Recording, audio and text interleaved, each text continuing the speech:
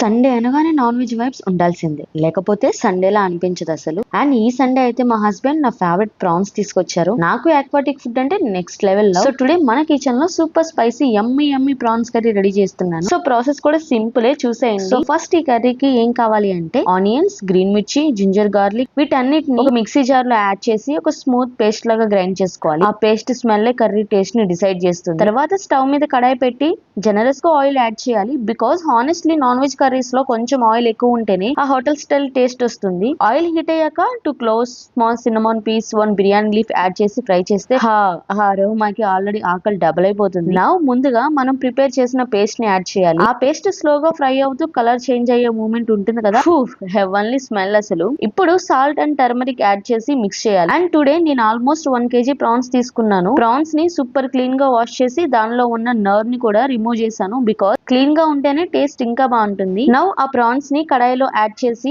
బాగా కలుపుకోవాలి. కొంచెం సేపు అలా వదిలేస్తే ప్రాన్స్ లోనే వాటర్ రిలీజ్ అండ్ ఆ నేచురల్ వాటర్ లోనే ప్రాన్స్ పర్ఫెక్ట్ గా కుక్ అవుతాయి. ఇప్పుడు టొమాటోస్ యాడ్ చేసి లిడ్ క్లోజ్ చేసి 5 minutes సిమ్ లో పెట్టండి. కిచెన్ మొత్తం స్పైసీ సీ ఫుడ్ అరోమాతో ఫిల్ అయిపోతుంది.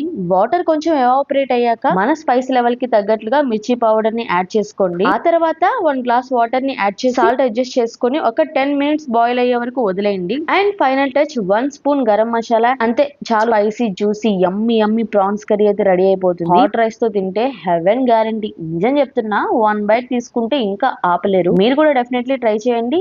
ఈ సింపుల్ ప్రాసెస్ లో మీలో ఎంత మందికి ప్రాన్స్ ఫేవరెట్ కామెంట్స్ లో అయితే తప్పకుండా షేర్ చేయండి. By guys.